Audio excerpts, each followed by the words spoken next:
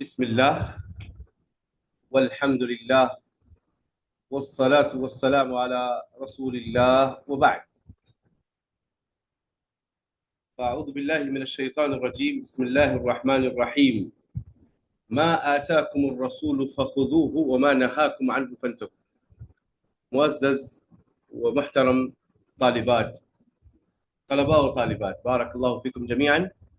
جیسا کہ آپ کے علم میں ہے کہ یہ ایک مبارک سلسلہ ہے جو پچھلے ہفتے سے شروع ہوا ہے، اور ہماری جو پہلی کلاس رہی الحمدللہ، جس میں بہت سی قیمتی باتیں ہمارے سامنے آئی ہیں. میں چاہوں گا کہ مختصر انداز میں ہماری پہلی کلاس کی طرف اشارہ کرتے ہوئے آج کے موضوع کی طرف آگے بڑھوں، اور انشاءاللہ یہ اربعین نوویہ، گرچہ اربعین نوویہ ایک کتاب ہے لیکن یہ 50 احادیث پر مشتمل چیز ہے، تو انشاءاللہ ایک لمبا علمی سلسلہ ہے. تو میں تمام طلباء و طالبات سے گزارش کرتا ہوں کہ وہ پورے اخلاص نیت کے ساتھ حدیث رسول صلی اللہ علیہ وسلم پر عمل کرنے کے جذبے سے، اور حدیث رسول یہ ایسی چیز ہے جس کا پہلا اثر طالب علم پر دیکھنے کو ملنا چاہیے. تو ہماری نیتیں درست ہونی چاہیے، اور جو باتیں ہمارے سامنے آئیں گی اس پر عمل کا جذبہ پہلے دن سے ہو. معزز و محترم طلباء و طالبات، بارک اللہ فیکم جمیعا. ہم نے پہلے یہ بتلایا کہ احادیث کیا ہے، سنت رسول کیا ہے. قرآن کی تشریح اور وضاحت کا نام ہے سنت رسول صلی اللہ علیہ وسلم. اللہ کے رسول، اللہ کی اطاعت کے ساتھ اللہ کے رسول کی اطاعت ہر موقع پر اس کا حکم دیا گیا، اور اللہ رب العالمین کا فرمان ہے وَأَطِيعُوا اللَّهَ وَأَطِيعُوا الرَّسُولَ، کہ آپ اللہ اور اس کے رسول کی اطاعت کریں. اور حدیث رسول صلی اللہ علیہ وسلم پر عمل کرنا یہ ہدایت کا ذریعہ ہے، صحیح راستہ دکھلانے والی چیز ہے. زندگی کے ہر شعبے میں ہمیں اس سے رہنمائی ملے گی. اور حدیث رسول صلی اللہ علیہ وسلم، محدثین نے حدیث کو محفوظ کر کے دین اسلام کی بہت بڑی خدمت کی ہے، بلکہ دین کو محفوظ رکھا. اور اللہ کے رسول صلی اللہ علیہ وسلم کی حدیث سے محبت رسول اللہ صلی اللہ علیہ وسلم سے محبت ہے، اور یہ آخرت میں کامیابی کا ذریعہ ہے.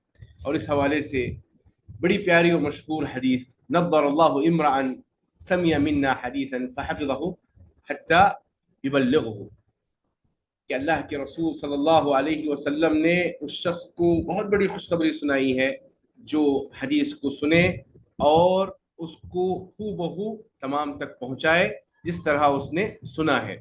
معزز و محترم سامعین، اربعین نوویہ کے حوالے سے ہم نے بتلایا کہ یہ احادیث کا ایک جامع مجموعہ ہے. اس میں جو احادیث اکٹھا کی گئی ہیں وہ دین کے اصولوں پر، ایسے احادیث جو دین کی بنیادی معلومات فراہم کرتی ہیں، جس کو بڑے واضح انداز میں بیان کیا گیا ہے. اور اربعین نوویہ میں احادیث کو طلبہ کے لیے بہت آسان بنا کر پیش کیا گیا ہے. یعنی آسان بنانے کا مطلب کہ وہ حفظ کر سکے، اس کا مطالعہ کر سکے، اور تدریس میں بھی وہ بہت مفید ہیں. اور اسی طرح اربعین نوویہ کی خصوصیت یہ بھی ہے کہ اس میں جو مجموعہ ہے عقیدے کے ساتھ عبادت اور اخلاق، تمام موضوعات پر یہ احادیث شامل ہیں. اور ہم نے یہ بھی جانا کہ اربعین نوویہ کے حوالے سے بہت سی کتابیں لکھی گئی، کیونکہ 40 احادیث، چہل احادیث کے مجموعے کی خاص فضیلت ہے.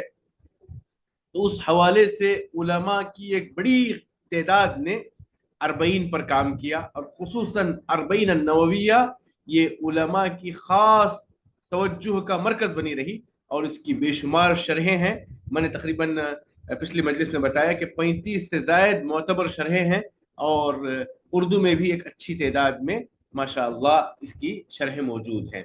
اور یہ چیز اخلاص اور عمل پر دعوت دینے والی چیز ہے کہ علامہ نووی رحمۃ اللہ علیہ 45 سال کی مختصر زندگی میں جو انہوں نے کام کیا، اور اللہ تعالیٰ نے ان کے کام کو شرف قبولیت سے نوازا، چاہے وہ المنہاج ہو، الاذکار ہو، ریاض الصالحین ہو، یا پھر اربعین النوویہ ہو. یا ایسی کتابیں ہیں جو کروڑوں کی تعداد میں چھپتی ہیں، بیسوں نہیں بلکہ سووں زبانوں میں ماشاء اللہ اس پر سمجھیے ترجمے کا کام ہوا ہے، اور دنیا بھر میں یہ عام ہے.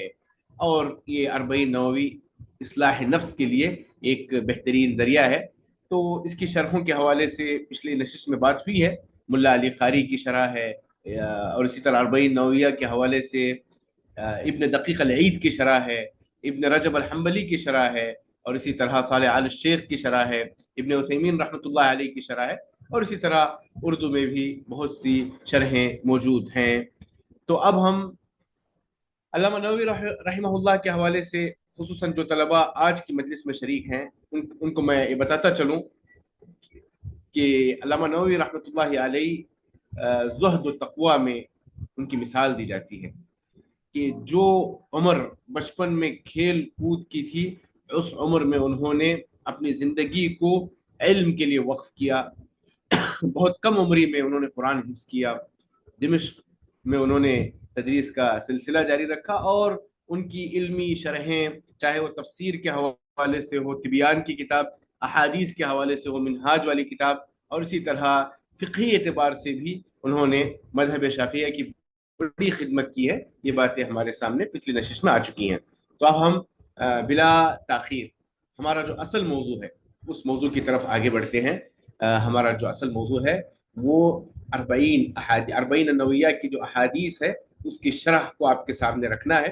تو آج سب سے پہلے میں جو حدیث ہمیں سمجھیے آج کی مجلس میں شروع کرنا ہے، کوشش کریں گے کہ ایک سے زائد احادیث ہم لیں، ورنہ اگر ہم ایک ہی حدیث کی شرح میں زیادہ وقت لگائیں گے تو کافی لمبا سفر ہو جائے گا. تو انشاءاللہ ہم لوگ کوشش کرتے ہیں کہ ایک مجلس میں ایک سے زائد احادیث لیں گے. تو سب سے پہلے میں آپ لوگوں سے وعدہ لیا ہوں کہ آپ لوگ کوشش کریں گے کہ جو احادیث ہم پڑھیں گے ان احادیث کو ہمارے طلباء و طالبات مشارکین اس حدیث کو یاد کریں گے انشاءاللہ. اس نیت کے ساتھ آپ لوگ شریک ہوں.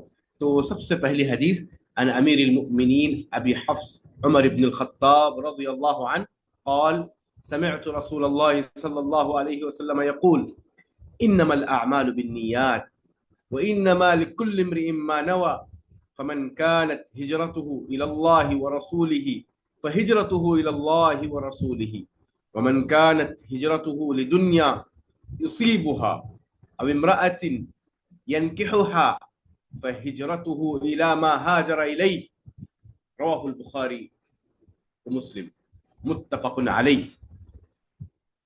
امیر المؤمنین عمر ابن الخطاب رضی اللہ تعالی عنہ سے روایت ہے کہ میں نے رسول اللہ صلی اللہ علیہ وسلم کو فرماتے ہوئے سنا، بے شک اعمال کا دار و مدار نیتوں پر ہے، اور ہر انسان کے لیے وہی ہے جس کی اس نے نیت کی ہے.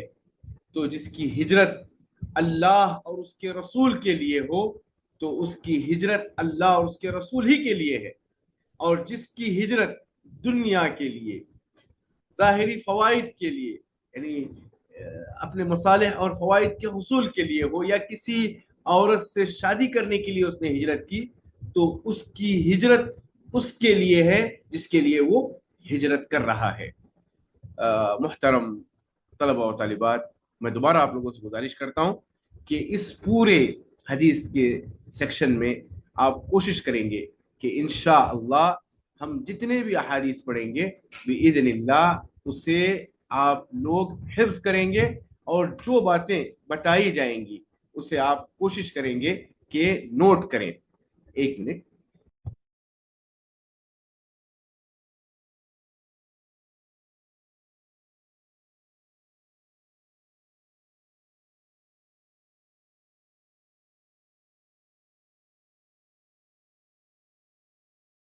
بسم اللہ. تو ابھی ہم پہلی حدیث اور اس کا ترجمہ آپ کے سامنے پیش کیے ہیں. دیکھیے، یہ جو علمی نقاط ہوتے ہیں، یا حدیث کی شرح ہو یا آیت کی تفسیر ہو، या कोई भी मजलिस में जो बातें बताई जाएंगी, अगर उसे आप नोट करते हैं तो यकीन मानिए इसके बहुत से फ़वाइद हैं। ज़माने के साथ इंसान निस्यान और भूल का शिकार होता है, अगर उसके पास ये मालूमात महफूज रहें। जैसे कि मैंने एक बड़ा प्यारा शेर आप लोगों से पिछली मजलिस में कहा था, अल इल्मु सईदुन, कि इल्म एक शिकार के मानिंद है, वल किताबतु कैदुहु, और उसको लिखना उस शिकार को कैद करने के बराबर है। फमिनल क़य्यिद सुयूदक बिल हिबालिल वासिक़ा, कि आप अपने शिकार को मजबूत रस्सियों से बांधे रखें। फमिनल हमाकति अन तसीद गजालतन, बहुत बड़ी हमाकत होगी कि आप एक बेहतरीन शिकार करें। तत्रुकुहा बैनल खलाइक़ तालिक़ा, और उस शिकार को लोगों के दरमियान ऐसे आज़ाद छोड़ेंगे। तो मुअज़्ज़ज़ तलबा व तालिबात, तो इंशाअल्लाह आप लोग कोशिश करेंगे कि जो फ़वाइद और जो बातें हर हदीस में बताई जाएंगी उस पर इंशाअल्लाह उन चीज़ों को आप नोट करेंगे बिइज़्निल्लाह। बारकल्लाहु फ़ीकुम। तो आज जो हदीस और उसका तर्जुमा आपके सामने रखा गया है, देखें इस सिलसिले में सलफ़ सालिहीन के जो अक़वाल हैं, इन्नमल अअमालु बिन्नियात, इस हदीस पर सलफ़ सालिहीन और अकाबिरीन उम्मत के जो अक़वाल हैं वो आप सुनते जाएं। सबसे पहले इमाम शाफ़िई रहमतुल्लाहि अलैहि फरमाते हैं कि ये हदीस इल्म के 70 अबवाब में दाखिल होती है। इल्म के बहुत से अबवाब हैं, 70 अबवाब में ये हदीस उसूली हैसियत रखती है, ये इमाम शाफ़िई रहमतुल्लाहि अलैहि फरमाते हैं। और इसी तरह इमाम अहमद इब्न हम्बल कहते हैं कि इस्लाम के उसूल 3 अहादीस पर कायम है। उन 3 अहादीस में एक अहम हदीस इन्नमल अअमालु बिन्नियात है। और इसी तरह इस हदीस की अजमत का आप अंदाजा लगाएं कि इमाम बुखारी रहमहुल्लाह ने अपनी सही, अपनी किताब शरह बुखारी जो है, उस किताब फतहुल बारी, उस किताब का आगाज उन्होंने इसी हदीस से किया ताकि इखलास नीयत की अहमियत को वाज़ेह करें। और इसी तरह अब्दुर्रहमान बिन महदी रहमतुल्लाहि अलैहि फरमाते हैं, अगर मैं किताब लिखता तो हर बाब के आगाज में इस हदीस का जिक्र करता। अल्लामा अब्दुर्रहमान बिन महदी बहुत बड़ी इल्मी शख्सियत है, मुहद्दिस हैं। वो कहते हैं कि अगर मैं कोई भी किताब लिखता तो उस किताब की शुरुआत इसी हदीस से करता, इन्नमल अअमालु बिन्नियात। इमाम नववी रहमतुल्लाहि अलैहि जो खुद अरबईन नववी के मुअल्लिफ हैं, वो कहते हैं कि उलमा का इत्तिफाक है कि यह हदीस अजीम बुनियादों में से एक है, दीन की असल है जिस पर पूरे दीन का दारो मदार है। और अल्लामा इब्ने रजब हम्बली रहमतुल्लाहि अलैहि फरमाते हैं कि यह हदीस आमाल के ज़ाहिर व बातिन दोनों की असल है। तो अब हम ये अक़वाल सलफ़ सालिहीन के आपके सामने रख रहे थे, जिससे आपको अंदाज़ा हो गया होगा कि ये हदीस किस कदर अजीम है।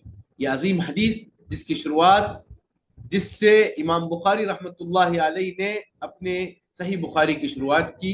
और इसी तरह इस हदीस की शरह में दाखिल होने से पहले मैं बताता चलूँ कि ये हदीस दीन की असल बुनियाद है, दीन के असल उसूलों में से है। अब यहाँ पर मैं एक इसकी शरह में एक बात आपके सामने ये रखना चाहता हूँ कि इस हदीस में नीयत की जो अहमियत है, नेक नीयत की जो अहमियत है, उसको वाज़ेह किया गया है। क्योंकि जितने भी अमाल हैं, हमारे अमाल क़ल्बी हों, हमारे अमाल नुत्क़ी हों जो ज़बान से हम बयान करते हैं, या हमारे अमाल बिल जवारिह जो हम अपने आज़ा से अंजाम देते हैं, उन तमाम की कबूलियत की असल नेक नीयती पर है। अगर हमारी नीयत दुरुस्त है तो उस पर हमें अज्र मिलेगा, और अगर हमारी नीयत में खोट हो तो हम अज्र से महरूम होंगे। यहाँ पर इस हदीस से जो फ़वाइद हासिल हो रहे हैं, पहला फ़ायदा मैंने बताया कि नीयत के नेक होने की अहमियत, और दूसरा एक अहम फ़ायदा ये है कि लोगों की कैटेगरीज बदलती हैं आमाल के कबूल होने में और रद्द होने में। اعمال کا اجر و ثواب ملنے میں اور اجر و ثواب کی کمی میں انسانوں کے نیتوں کا اور اس کی سچائی اور نیتوں میں فساد کا بہت بڑا دخل ہے۔ جس طرح انسان کی نیک نیتی ہوتی ہے، انسان کے نیت کے ساتھ اگر اس میں کھوٹ پایا جائے تو اس کے اجر میں کمی واقع ہوتی ہے۔ تو اسی طرح اس حدیث میں ایک اہم بات یہ ہے کہ عمر ابن الخطاب رضی اللہ تعالیٰ عنہ کا یہ کہنا کہ سمعت رسول اللہ صلی اللہ علیہ وسلم، کہ انہوں نے نبی کریم صلی اللہ علیہ وسلم سے بغیر کسی واسطے کے، یعنی ڈائریکٹ یہ حدیث سنی ہے، ڈائریکٹ سمعت رسول اللہ صلی اللہ علیہ وسلم، لیکن اس کے باوجود اس حدیث کا معاملہ یہ ہے کہ یہ عمر ابن الخطاب رضی اللہ تعالی عنہ کے علاوہ کسی اور سے یہ روایت ثابت نہیں ہے، صرف اس کے راوی عمر ابن الخطاب رضی اللہ تعالی عنہ ہے، یعنی وہ منفرد ہیں، لیکن ان کے منفرد ہونے کے باوجود یہ اس حدیث کی مقبولیت پر امت کا اتفاق ہے۔ اور اسی طرح اخلاص نیت کے حوالے سے اگر ہم بات کریں تو یہ حدیث واضح کرتی ہے کہ کوئی بھی عمل اس وقت تک قبول نہیں ہوگا جب تک کام کرنے والا اللہ کی رضامندی کو مقصود نہ سمجھے، اس میں کوئی دکھاوا نہ ہو، دنیاوی فائدہ نہ ہو، ریاکاری کا پہلو نہ ہو، تبھی وہ عمل اللہ کے یہاں مقبول ہے۔ اور اسی طرح اس حدیث کے فوائد کی جب ہم بات کریں تو ایک دوسرا اہم فائدہ یہ ہے کہ اس حدیث میں انما الاعمال بالنیات جب کہا گیا تو اس میں جتنے قلبی اعمال ہیں، اعمال قلبیہ سے مراد کیا ہے؟ اللہ پر توکل کرنا، اللہ کی طرف رجوع کرنا، خشیت الہی، یہ جتنے بھی اعمال جس کا تعلق دل سے ہے، اللہ پر بھروسہ کرنا، اللہ پر توکل کرنا، اللہ کا ڈر، اللہ کی ذات سے امید لگانا، یہ اعمال القلبیہ جسے ہم کہتے ہیں، وہ تمام اعمال انما الاعمال میں شامل ہیں۔ اور اسی طرح اعمال النطقیہ، جیسے انسان زبان سے ادا کرتا ہے، تسبیحات کا کرنا، اذکار کا کرنا، تلاوت کا کرنا، یہ تمام اعمال نطقیہ بھی انما الاعمال میں شامل ہیں۔ اور اسی طرح اعمال جوارح، اعمال جوارح سے مراد ایسے کام جس میں جو ہاتھوں اور پیروں سے انجام دیے جاتے ہیں، مسجد کی طرف جانا، اور اسی طرح حج کے سفر پر مشقت برداشت کرنا، بدنی اعمال بھی اس میں شامل ہیں۔ اور نیت کی جمع نیات ہے۔ نیت کا معنی کیا ہے؟ قصد اور ارادے کا نام ہے۔ جب ہم کسی بھی لفظ کی شرح کریں تو ایک لغتاً شرح ہوتی ہے اور ایک اصطلاحاً شرح ہوتی ہے۔ لغتاً اس کی شرح یہ ہے کہ قصد کرنا، ارادہ کرنا، اسے کہتے ہیں النیہ۔ اور شرعی طور پر نیت کی تعریف یہ ہے کہ العزم علی فعل العبادت تقربا، کسی بھی کام کے کرنے کا عزم کرنا اللہ کے تقرب کے حصول کے لیے، اللہ کے تقرب کے حصول کے لیے جو ہم عزم اور ارادہ کرتے ہیں اسے کہتے ہیں النیہ۔ تو یہ ہوئی بات انما الاعمال بالنیات کی لغتاً اور اصطلاحاً اس کی شرح۔ اور اس میں بتایا گیا کہ جتنے بھی اعمال القلبیہ، نطقیہ اور اعمال الجوارح، یہ سب کے سب اس میں شامل ہیں۔ اب دیکھیے، کوئی بھی جو بات ہوتی ہے اگر اس کو مثال کے ذریعے سمجھائیں تو آسانی سے سمجھ میں آتی ہے۔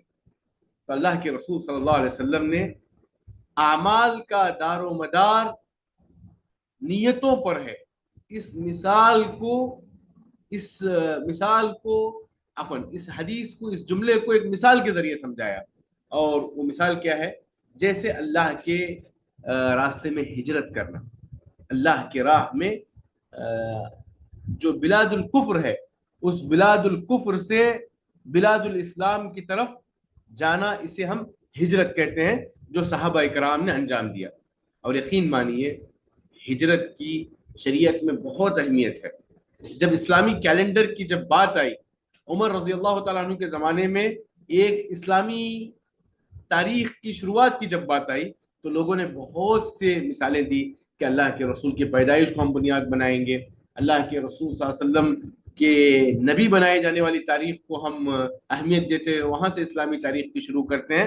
تو عمر رضی اللہ تعالیٰ عنہ نے اسلامی تاریخ کی شروعات کے لیے ہجرت کے اس عمل کو بنیاد بنایا، اور ہماری جو کیلنڈر ہے، ہمارے جو کیلنڈر ہے، تقویم کا جو سسٹم ہے وہ ہجری سسٹم ہے، کیونکہ کیلنڈر میں جو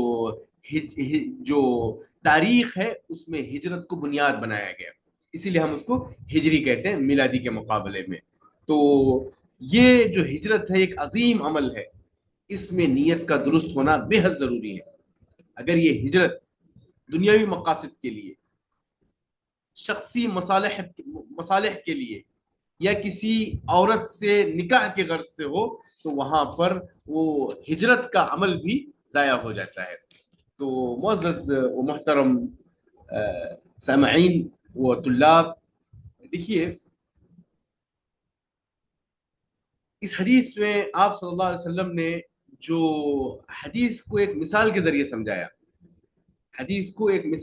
سمجھایا، اس میں دعات، علماء و طلباء کے لیے ایک پیغام یہ ہے کہ معلمین و علماء و دعات اور ٹیچرز جو ہے نا، جب وہ کسی چیز کی وضاحت کریں یا ایکسپلین کریں یا شرح کریں تو انہیں چاہیے کہ وہ ایگزامپلز کے ذریعے، مثالوں کے ذریعے، قصوں کے ذریعے، یعنی قصے بھی وہ قصے جو صحیح روایتوں سے ثابت ہوں، ایسے واقعات اور قصوں اور مثالوں کے ذریعے وہ اپنی بات رکھیں، کیونکہ اس سے بات کی اہمیت بڑھ جاتی ہے. اور آپ کے سامنے یہ بات آ گئی کہ ہجرت بلاد الشرک سے بلاد الاسلام کی طرف، شرکیہ ماحول سے توحید کی طرف منتقل ہونے کا نام ہجرت ہے. تو لہذا حقیقی مہاجر وہ ہے جو اللہ اور اس کے رسول کی طرف ہجرت کرے، اس پر وہ اجر پائے گا اور اس کی مراد اسے حاصل ہوگی. یہ حدیث کا مفہوم ہے. اب یہاں پر نیت کا جو مقام ہے، نیت کا جو تعلق ہے وہ دل ہے، اسے زبان سے کہنا درست نہیں ہے.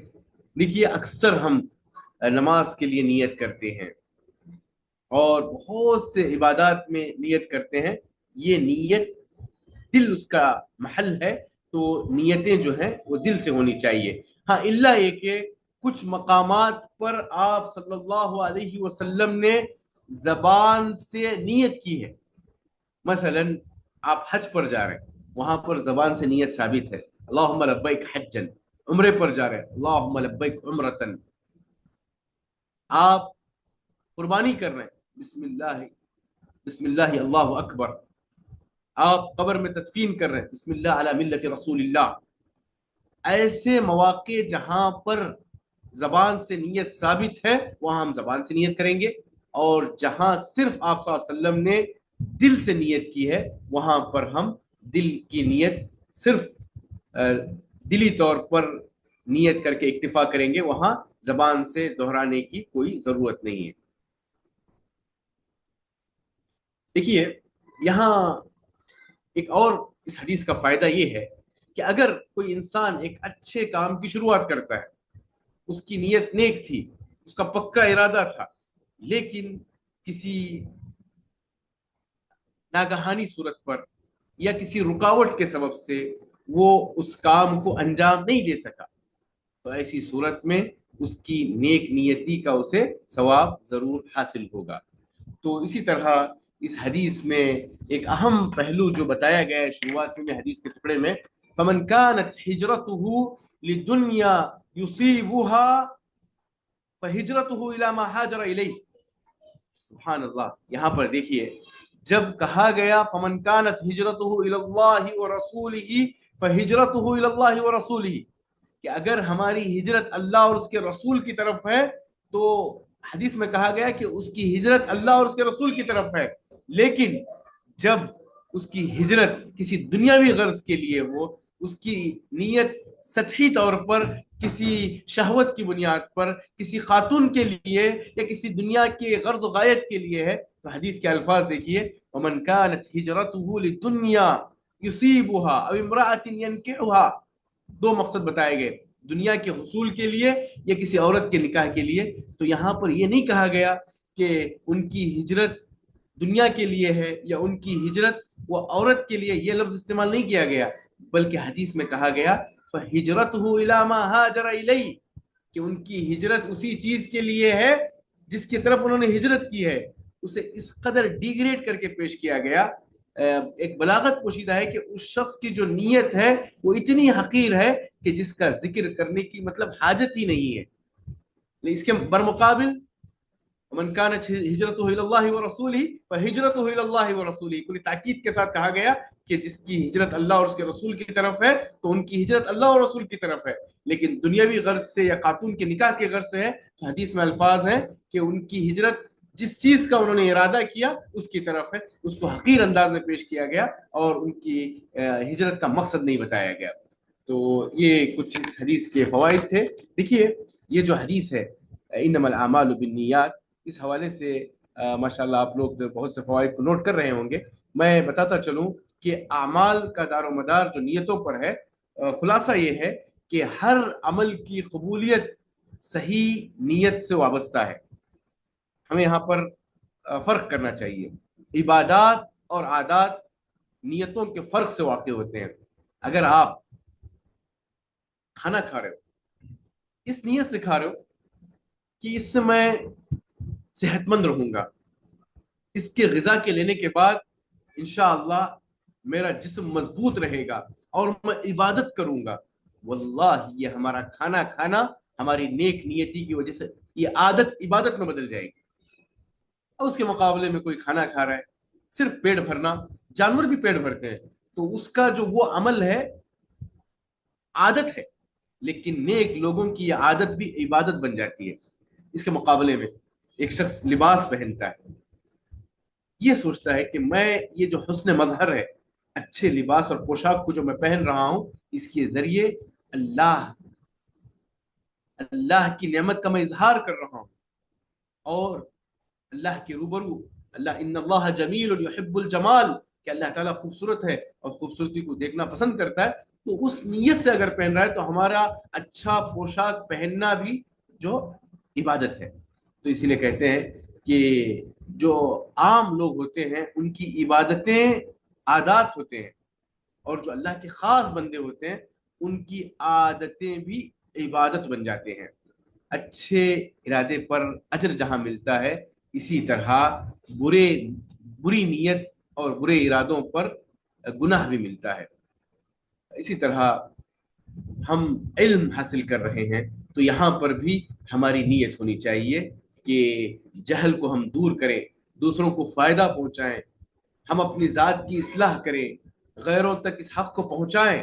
یہ ہماری نیت ہونی چاہیے. اگر اس کے مقابلے میں علم کا تکبر ہمارے اندر آ جائے، دوسروں پر فتوے ٹھوکنے والے یا دوسروں پر برتری ثابت کرنا ہے، تو سمجھیے یہ علم ہمارے لیے وبال ہے. اور چاہے وہ ہجرت ہو، سفر ہو، تجارت ہو، ہر معاملے میں نیتوں کا بہت اعتبار ہے. اور اسی طرح اگر ہمارے اعمال ریاکاری کا شکار ہوں، ہمارے اعمال دکھاوے کے غرض سے ہوں، تو وہاں پر ثواب میں جس قدر دکھاوا ہوگا اس قدر اجر میں کمی واقع ہوگی. اور اس حدیث سے یہ بھی پتہ چلتا ہے کہ اللہ تعالیٰ بندے کے ظاہر سے زیادہ باطن کو دیکھتے ہیں.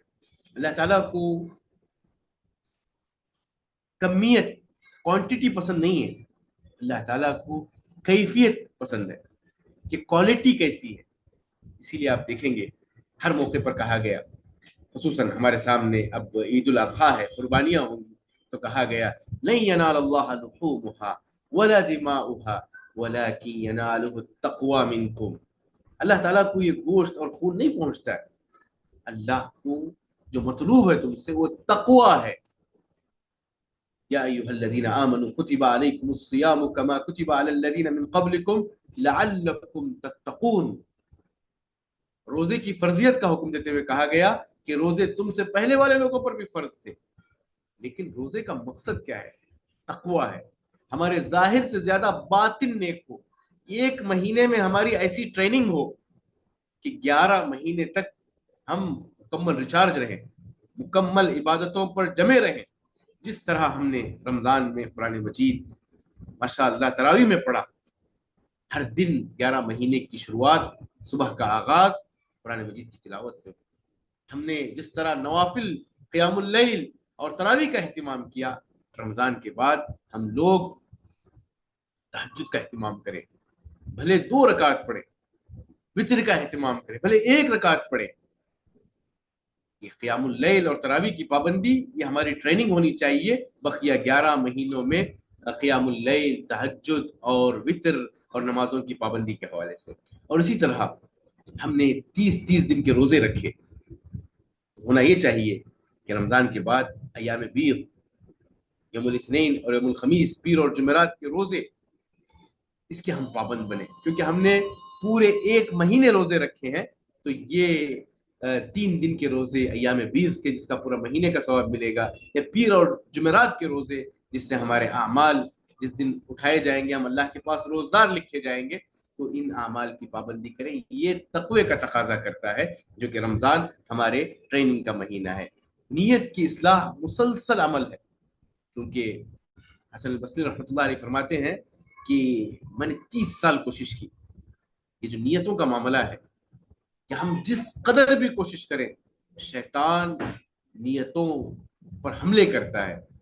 हम जिस कदर इस्लाह की कोशिश करें, शैतान उसमें बिगाड़ लाने की कोशिश करता है। हम थोड़ा अमल करें, लेकिन खालिस नियति से करें।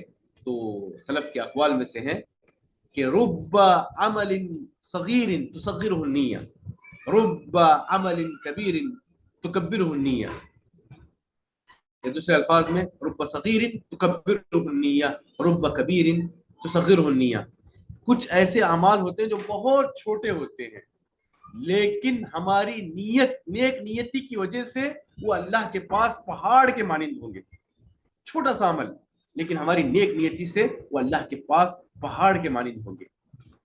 आप हो सकता है मिलियंस खर्च करें, लेकिन हमारी अगर उसमें रियाकारी और शोहरत मकसूद हो, तो वो पहाड़ जैसा अमल भी अल्लाह के पास रेजे की भी अहमियत नहीं रखता। तो नियतों का दुरुस्त होना बेहद ज़रूरी है। मुअज़्ज़ज़ व मुहतरम तलबा व तालिबात, इस हदीस में मज़ीद जो फ़वाइद हैं मैं आपको बताता चलूँ कि हर मुसलमान को अपने मकसद का जायज़ा लेना चाहिए। हमारे अमाल जो हम कर रहे हैं, उसमें नियतों का बड़ा दखल है। तो हमेशा बार बार सलफ कहते हैं तजदीदुन निय्या, नियतों की तजदीद करनी चाहिए। हो सकता है कि हम अपना आगाज नेक नियति से करें, लेकिन वक्त के गुजरने के साथ हमारी नीयत में खोट पैदा हो, हम अपने रास्त से हटकर शैतान के राह पे जा रहे हो, या शैतान हमारे नियत में एक खलल पैदा कर रहा हो, तो इसलिए बार बार हमारी कोशिश होनी चाहिए कि हम तजदीद नियत, नियतों को दुरुस्त करें। और इसी तरह जहाँ तलबतुल इल्म को नेक नियति मतलूब है, इमाम गजाली का बहुत मशहूर कौल है, तलबतुल इल्म लिगैरिल्लाहि फअबा अन यकून इल्ला लिल्लाह। शुरुआत में हमने इल्म को अलग अलग मकासद के लिए सीखा था, लेकिन अल्हम्दुलिल्लाह उस इल्म ने हमें सीधे रास्ते की तरफ मोड़ दिया। तो बार बार हमारा इस्लाह नियत के लिए कोशिश करना शैतान के अज़ाइम से हमें फेर कर अल्लाह के रास्ते पे लगा देता है। इसी तरह दावत और तबलीग के काम में भी इखलास बुनियादी शर्त है। इखलास बुनियादी शर्त है, क्योंकि शैतान की आम लोगों के मुकाबले में तलबतुल इल्म, उलमा, दुआत, अहले इल्म, इस तबके पर उसके हमले ज्यादा होते हैं, क्योंकि इनको गुमराह करना एक बड़ी जमात को गुमराह करने से ज्यादा बेहतर है। इसलिए उसकी बड़ी कोशिश होती है कि वो गुमराह करने में कोई कमी ना करे। और इसी तरह इस हदीस का मफहूम ये भी है कि मुनाफिकीन के अमाल मकबूल नहीं है। मुनाफिकीन के अमाल इसलिए मकबूल नहीं है کیونکہ ان کی نیت نیک نہیں ہے. تو اس لیے منافقین کے اعمال اللہ کے پاس مقبول نہیں ہے. عمل کے ساتھ نیت کے 3 مراحل ہوتے ہیں.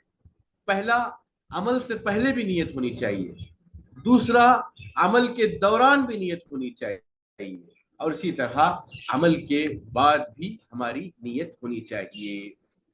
اور اس حدیث میں کا جو ایک عمومی پیغام ہے کہ اللہ کے لیے نیت خالص کرنا باذن اللہ یہ کوئی مشکل کام نہیں ہے. کیونکہ نبی کریم صلی اللہ علیہ وسلم نے جو حدیث بتائی ہے انما الاعمال بالنیات، جب اس حدیث کو آپ نے بتایا تو صحابہ عام افراد کے درمیان آپ نے اس حدیث کا ذکر کیا. اس کا مطلب یہ ہے کہ نیتوں کی اصلاح انشاءاللہ پرعزم ارادے سے کریں تو انشاءاللہ اس پر عمل پیرا ہونا آسان ہے. اچھا، یہاں پر ہجرت کی 3 قسمیں بتائی گئی ہیں. ہجرت کا جو تذکرہ مل رہا ہے، ہجرت کے 3 الگ الگ اقسام ہیں. سب سے پہلے ہجرت مکانی. ہجرت مکانی اس سے مراد اگر کوئی شخص کسی ایسے ملک میں جہاں شاعر اسلام پر عمل کرنا اس کے لیے مشکل ہو جائے تو وہ دوسرے ملک کی طرف چلا جائے، اسے ہجرت مکانی کہتے ہیں. جیسے صحابہ اکرام نے مکہ سے حبشہ کی طرف ہجرت کیا، کیونکہ مکہ کعبۃ اللہ ہونے کے باوجود اللہ کی عبادت کی اجازت نہیں تھی. تو اسی طرح مسلمانوں نے مکہ سے مدینے کی طرف ہجرت کی، تو یہ ہجرت مکانی کی مثال ہے. اب ہمارے سامنے ہجرت مکانی کے بعد ایک دوسری ہجرت ہے، ہجرت عمل. ہجرت عمل سے مراد آدمی اللہ کے منع کردہ چیزوں کو چھوڑ دے، یعنی جن گناہوں کے ارتکاب کرنے سے اللہ نے منع کیا ہے ان چیزوں کو چھوڑ دینا. یہ المہاجر من ہاجر ما نہا اللہ کہ مہاجر وہ ہے جو چیزیں گناہ کی ہیں یا جن چیزوں کے اللہ نے چھوڑنے کا حکم دیا ہے ان چیزوں سے باز آ جائے، یہ مہاجر ہے. اس کو کہتے ہیں ہجرت عمل. اور تیسری چیز ہے ہجرت عامل. ہجرت عامل سے مراد کوئی بدعتی اور فاسق انسان ہے جس کے بدعت کا خدشہ ہے، اندیشہ ہے کہ اگر ہم اس کی صحبت اختیار کریں تو وہ سمجھیے ہم بھی اس میں مبتلا ہو سکتے ہیں. تو ایسے بدعتی اور فاسق کی صحبت سے دور رہنا یہ بھی ہجرت عامل ایک ہجرت کی ایک قسم ہے. تو یہ کچھ چیزیں تھی جو اس حدیث کے ضمن میں آئی. میں چاہوں گا کہ قبل اس کے کہ اس بات کو میں ختم کروں تو میں یہاں پر ایک اور فائدہ بتا دیتا ہوں کہ نیک نیتی، انسان کی نیک نیتی سے جو اعمال مباح ہیں وہ اعمال جو مباح ہیں وہ مستحبات بن جاتے ہیں. ایسے اعمال جن پر عموماً اجر نہیں ملتا ہے لیکن نیک نیتی کی وجہ سے وہ عام اعمال جو مباح ہیں وہ مستحبات بن جاتے ہیں. مثلا ایک انسان کسی ایسے پریشان حال آدمی کے ساتھ بیٹھتا ہے جو اس کی تکلیف، اس کے درد اور اس کی پریشانی کو حل کرنے کے غرض سے اس کے ساتھ بیٹھتا ہے، اسے تسلی دیتا ہے اور اس کے دل پر خوشی داخل کرتا ہے، تو اس نیک نیتی کی وجہ سے سبحان اللہ اس کا یہ عام عمل اور اس کا یہ مباح عمل مستحب بن جاتا ہے اور نیکی کا ذریعہ بن جاتا ہے. اور اسی طرح یہاں پر اس حدیث میں یہ بھی پتہ چلتا ہے کہ ہم لوگ نیت کا باقاعدہ مطالبہ کریں، نیت کے بگاڑ اور نیت میں کہیں بھی فساد پیدا ہو سکتا ہے اس کی ہم نگرانی کریں، اگر کہیں خلل پیدا ہو رہا ہے تو اس کا علاج کریں. اور اس میں ایک فائدہ یہ بھی ہے کہ نیت نیک اسی وقت ہو سکتی ہے جب وہ سنت نبویہ کے موافق ہو. سنت نبویہ کے موافق سے میرے مراد جیسے کہ فضیل بن عیاض رحمۃ اللہ علیہ فرماتے ہیں لیبلوکم ایکم احسن عملا.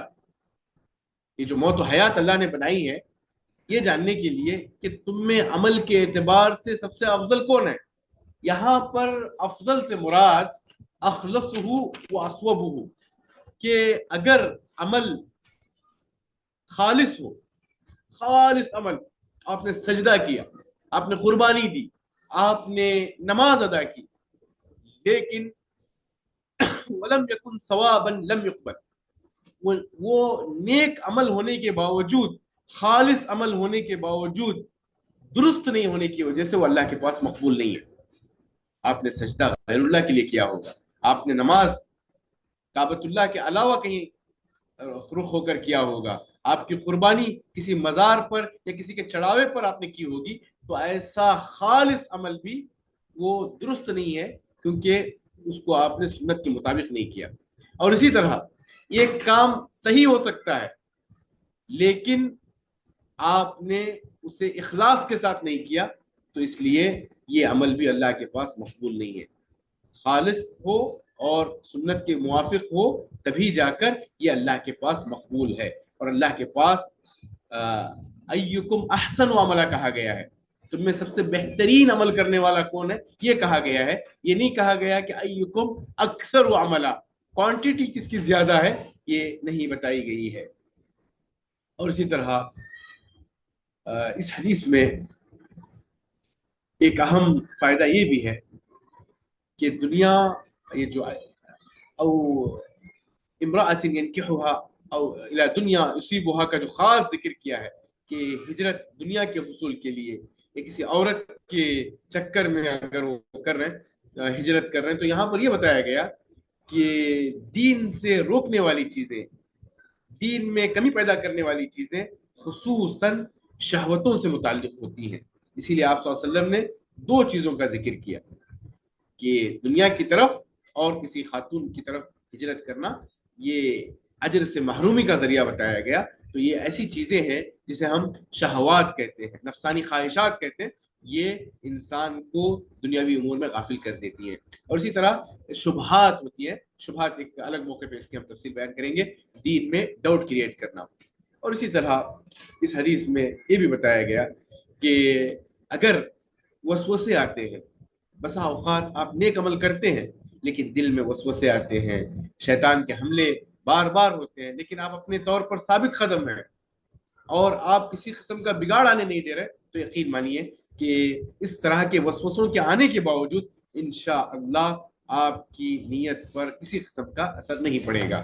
تو یہ آج ہم لوگ ابھی ہم نے اس حدیث کو بڑے تفصیل سے لیا، گرچہ اس حدیث کا حق اور زیادہ ہے، جیسا کہ میں نے بتایا کہ علامہ عبدالرحمن بن مہدی نے کہا کہ اگر میں کسی کتاب کو لکھتا تو ہر کتاب کی شروعات اسی حدیث سے کرتا، اور علامہ نووی رحمۃ اللہ علیہ نے فرمایا کہ یہ حدیث جو ہے نا بہت عظیم حدیث ہے، جو دین کی بنیادوں پر شامل ہے، اور امام بخاری رحمۃ اللہ علیہ نے اسی عظیم حدیث سے اپنی کتاب کی شرح کی۔ تو میں ایڈمن حضرات سے پوچھنا چاہوں گا کہ کیا وقت اس بات کا تقاضا یا گنجائش ہے کہ ہم لوگ دوسری حدیث میں منتقل ہوں، یا آج کے لیے اسی حدیث پر اکتفا کریں، کیونکہ یہاں پر کئی ملکوں کے طلبہ و طالبات ہیں، کسی جگہ نماز کے اوقات ہوں گے، یا اگر گنجائش ہو تو بتائیں، ہم لوگ دوسری حدیث میں بھی داخل ہو جائیں گے۔ ایڈمن حضرات اس کا جواب دیں۔ ہلو، السلام علیکم ورحمۃ اللہ وبرکاتہ۔ شیخ، میرا سوال یہ ہے کہ ہمیں ریاض الصالحین کتاب سے حدیثیں پڑھوائی جائیں گی؟ دیکھیے، ریاض الصالحین سے بھی انشاءاللہ پڑھائی جائے گی، لیکن ریاض الصالحین بہت مطول ہے۔ اگر ہم 40 نووی لیں گے تو میں سمجھتا ہوں 3-4 ماہ تو نکل جائیں گے۔ اگر ہم ریاض الصالحین اگر لیں گے تو 2-4 سال چاہیے۔ تو پہلا مرحلہ ہے، انشاءاللہ ابتدا ہے، تو ادارے نے جب اس کتاب کو اختیار کیا ہے تو یقیناً مصلحت ہے کہ انشاءاللہ ایک شارٹ کورس ہے یہ، تو اس مرحلے سے گزریں گے، اور اللہ نے چاہا تو آگے باذن اللہ تفصیلی طور پر دوسری کتابیں بھی دیکھی جا سکتی ہے، لیکن اس مرحلے میں ہم 40 نووی پر اکتفا کر رہے ہیں، اور یہ وہ احادیث ہیں جو ریاض الصالحین میں آئی ہوئی ہے۔ جزاک اللہ خیرن کثیر کثیر۔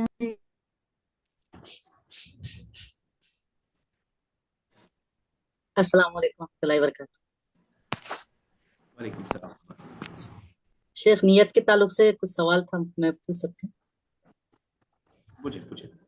शेख कभी जैसा कि अल्लाह ताला 3 लोग थे, हदीस कुदसी है कि तुम इल्म किस लिए हासिल करते, तो वो बंदा बोलता मैं तेरे लिए, अल्लाह तेरे लिए करता था, तो अल्लाह ताला बोलते नहीं, तू झूठ बोलता है, तू लोगों को दिखावे के लिए इल्म हासिल करता था। तो एक तरफ है कि हमेशा लोगों में जिक्र खैर छोड़ के जाना चाहिए, जब हम अल्लाह नेकी करना चाहिए, तो इसमें दोनों में फर्क कैसा करना शेख? कभी कभी नीयत ऐसी आ जाती ना कि लोगों को दिखावे के लिए कर रहे। बिल्कुल, बहुत अच्छा सवाल किया आपने, क्योंकि ये मरहले से हम सब गुजरते हैं। जी देखिए, इंसान अपने तौर पर वो नेक अमल करे, और हदीसों में जैसे बताया गया कि वो एक हाथ से खर्च करे तो दूसरे हाथ को भी पता ना लगे।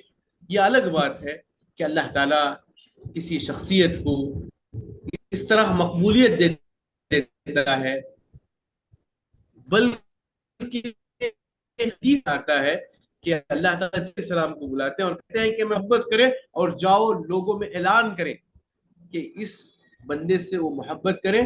तो रिवायतों में आता है कि उस बंदे की मकबूलियत लिख दी जाती है। तो हमारे तौर पर पूरी कोशिश होनी चाहिए कि हम अमाल को जिस कदर हो सके खुफिया शक्ल में करें। लेकिन बसा औकात कुछ अमाल इस नीयत से लोगों को उभारने के लिए, लोगों की हिम्मत अफजाई के लिए हम आम भी करें, ये इंशाल्लाह दिखावे में शामिल नहीं होगा। जी बल्कि कई ऐसी रिवायतें हैं, आप सल्लल्लाहु अलैहि वसल्लम ने कुछ लोगों के सदक़े को तमाम सदक़े के बिल्कुल ऊंचाई पर रख दिया। तो ये चीज़ें जो है ना रियाकारी में शामिल नहीं होंगी। आदमी को कदर मुस्तता कोशिश करनी चाहिए कि वो रियाकारी से दूर रहे और शोहरत से बचे, और खास करके दुआओं का एहतिमाम इंशाअल्लाह नियतों के फसाद से हमें महफूज रखेगा इंशाअल्लाह। शेख, ये एडवोकेट फैज जो है, इनके बयान सुनना सही है? जो एडवोकेट फैज रहते हैं, एक मौलाना है। ये फिल वक्त ये जो क्लास है सिर्फ इस हदीस से मुताल्लिक और टॉपिक से मुताल्लिक करेंगे, क्योंकि अगर हम जी फलां को सुनना फलां को नहीं सुना, एक तफसील है जो आपको कई उलमा की रहबरी इसमें अलग अलग प्लेटफॉर्म पर मिल जाएगी। यहाँ पर सिर्फ मौजू से मुताल्लिक सवाल करें तो ज्यादा बेहतर है, ताकि हम पूरे 3-4 महीने का जो सफर है टॉपिक पे रहेंगे इंशाल्लाह। शेख, ये नियत भी कर सकते ना कि अल्लाह की रजा और अपने फायदे के लिए कर रही हूँ, बल्कि इस तरह नियत कर सकते। हाँ बिल्कुल बिल्कुल इंशाल्लाह, बिल्कुल इंशाल्लाह। जी, जजाक। और कोई अहम सवाल है?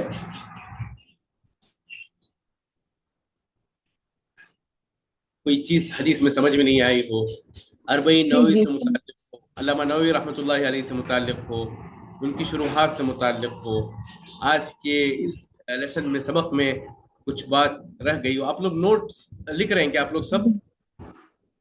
अस्सलामु अलैकुम। वालेकुम सलाम व रहमतुल्लाह। शेख, ये जो हदीस आपने कही ना कि हम याद करना चाहते हैं, याद करना है, तो ये इनकी क्या पीडीएफ मिल सकती है? हाँ बिल्कुल बिल्कुल इंशाअल्लाह, मैं एडमिन्स के जरिए उस हदीस को पढ़ कर और उस हदीस की पीडीएफ इंशाअल्लाह और उसका तर्जुमा भी मैं भेजने की कोशिश करता हूँ इंशाअल्लाह इंशाअल्लाह। तो ग्रुप में शेख हम लोग ऐड नहीं है, कैसे मिलेगा फिर? इंशाअल्लाह एडमिन हजरात इसका सोल्यूशन निकालेंगे। इसकी जो व्हाट्सएप ग्रुप या एडमिन से आप रब्ता करें, या किसी भी ऐलान में आप देखेंगे कांटेक्ट नंबर है, उनको मैसेज करें, वहां से आप ग्रुप में ज्वाइन हो जाएंगे इंशाल्लाह।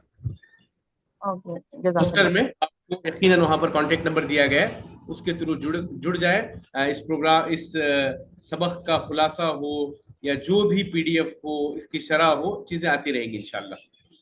जी, अगर इसका लिंक अगर यहाँ पे अगर चैट बॉक्स में मिल गए तो अच्छा होता। जी, शेख अब्दुल रहमान ने ग्रुप में एक नंबर भेजा है, देखिए उस नंबर पर आप रब्ता करें।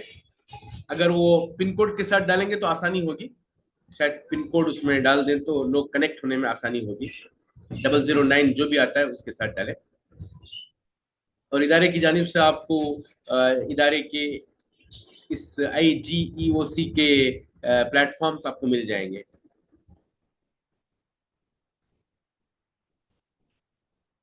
शेख, 2 सवाल है।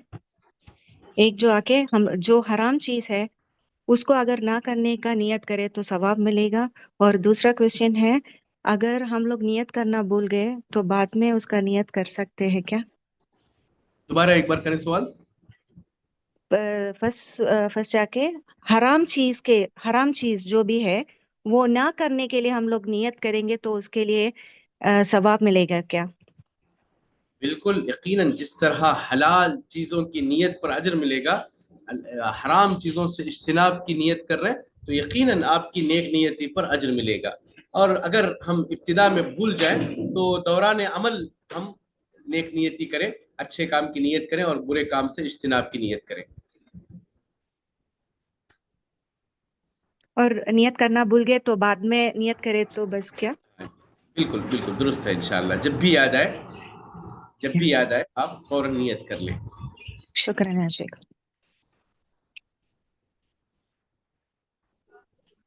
अस्सलाम वालेकुम रहमतुल्लाहि वबरकातुहू। शेख, मेरा सवाल ये है कि हमेशा ही अपनी नियत को कैसे दुरुस्त रखें? देखिए, हमें हुक्म दिया गया है कि हम नमाज इस अंदाज में पढ़ें कि ये हमारी जिंदगी की आखिरी नमाज है। हो सकता है इसके बाद हमें नमाज मिले या ना मिले, इस अंदाज में जब हम नमाज पढ़ेंगे तो उस नमाज में एक खशियत, अल्लाह का डर और एक खौफ रहेगा और कोशिश रहेगी कि वो नमाज किसी भी तरह अजर में कम ना वाक़ हो। तो इसी तरह ये जो ज़िंदगी है बड़ी मुख्तसर ज़िंदगी है, पता नहीं कि हम गुनहगार बंदे अल्लाह के पास हमारा क्या मकाम है। इसलिए छोटे से छोटे काम की भी हम नियत करें, छोटे से छोटे काम की नियत करें कि अल्लाह अपने महज फजल से इसे कबूलियत का दर्जा दे। जैसे कि दुआ का मामला है, अगर जूते का तस्मा भी टूटा तो हमें हुक्म दिया गया कि हम अल्लाह से मांगे, गर्चे कि छोटी चीज है। तो ये चीजें इंशाअल्लाह बहुत आसान है उन लोगों के लिए जिसे अल्लाह ताला आसान करे। तो हमेशा अल्लाह की तौफीक, अल्लाह की रजामंदी और हुस्न आमाल की अल्लाह हमें तौफीक अता फरमाए। इसके लिए कसरत से दुआओं का एहतिमाम और अल्लाह से जुड़े रहना और इनाबत इल्लाह और रुजू इल्लाह इस मैदान में हमें काम आएगा इंशाअल्लाह।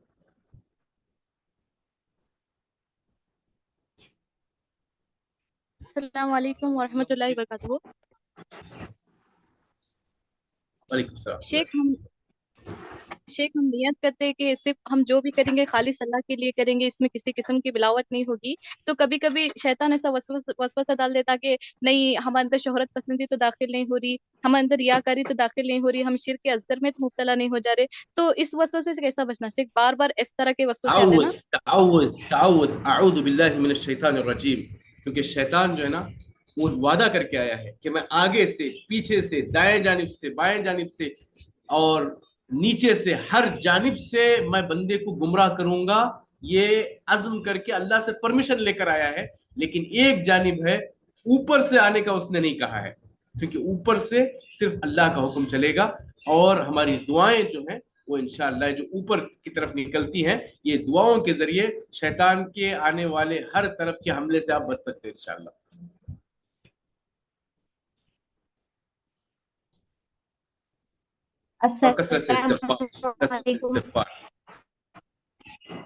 अस्सलाम वालेकुम वरहमतुल्लाहि वबरकातुहू।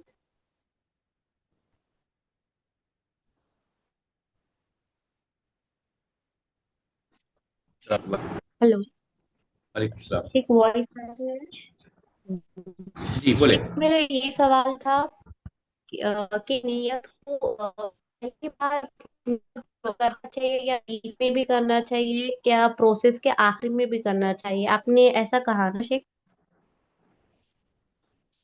यानी नियत 3 मराहिल में होती है, एक अमल के शुरुआत से पहले, और दूसरा अमल के दौरान, और तीसरा अमल के बाद। इससे मेरी मुराद ये थी कि हम कोई भी काम करें तो नियत से हम आगाज करते हैं, दरमियान में कुछ शैतान के हमले होंगे इसलिए हम दरमियान में भी दुआ करते हैं तजदीद नियत के तौर पर कि इस अमल में किसी किस्म की रियाकारी, शोहरत, नामो नमूद, रियाकारी दाखिल ना हो।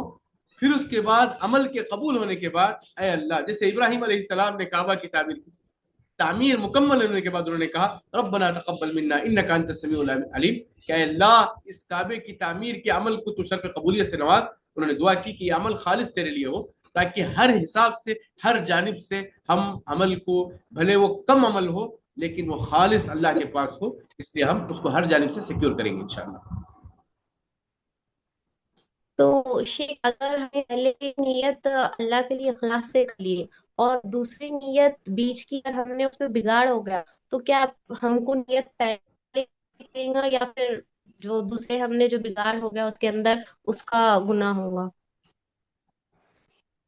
نہیں، اگر اس میں کچھ کیونکہ آپ نے خالص نیت کے ساتھ شروعات کی تھی، اگر بگاڑ پیدا ہو رہا ہے، نیت بدل رہی ہے، وسوسے آ رہے، شیطان مختلف خیالات ڈال رہا ہے، آپ کے اندر وہ دلچسپی نہیں ہے جو شروعات میں تھی، لیکن یہ اس بات کا تقاضا کرتا ہے کہ دوبارہ آپ جب نیک نیتی کریں گے تو انشاءاللہ آپ کے اجر میں کمی نہیں آئے گی، اور انشاءاللہ جس عزم سے آپ نے شروع کیا تھا اللہ اسی کا اجر دیں گے۔ تو کثرت سے استغفار اور نیک نیتی اور آپ کا پکا ارادہ و عزم جو ہے وہ آپ کو منزل کی طرف لے جائے گا انشاءاللہ۔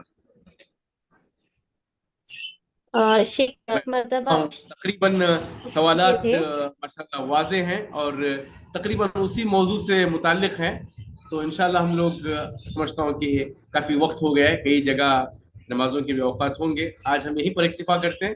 یہ انشاءاللہ سلسلہ جاری رہے گا، اور اس کا اصول یاد رکھیں آپ کہ ہم جب ٹاپک پر رہیں گے تو تمام عموماً سوالات بہنوں کی جانب سے آ رہے ہیں، بہن ہو کے بھائی جو بھی سوال کرے، اگلی حدیث ہم حدیث جبریل پڑھیں گے، بہت عظیم حدیث ہے، تو آپ لوگ بھی ایک بار پڑھ کر آئیں تو انشاءاللہ بہت دلچسپی کے ساتھ پڑھیں گے۔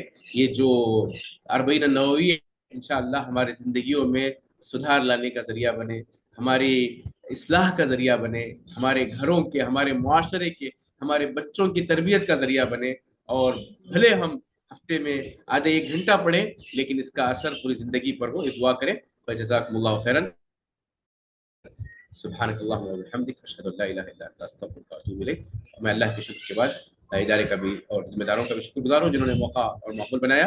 اللہ کرے کہ یہ سلسلہ قائم و دائم رہے، اللہ ہمیں استقامت دے۔ جزاکم اللہ خیرا و شکرا، وصلی اللہ تعالی علی نبینا محمد وعلی آلہ وصحبہ وسلم۔ والسلام علیکم ورحمۃ اللہ وبرکاتہ۔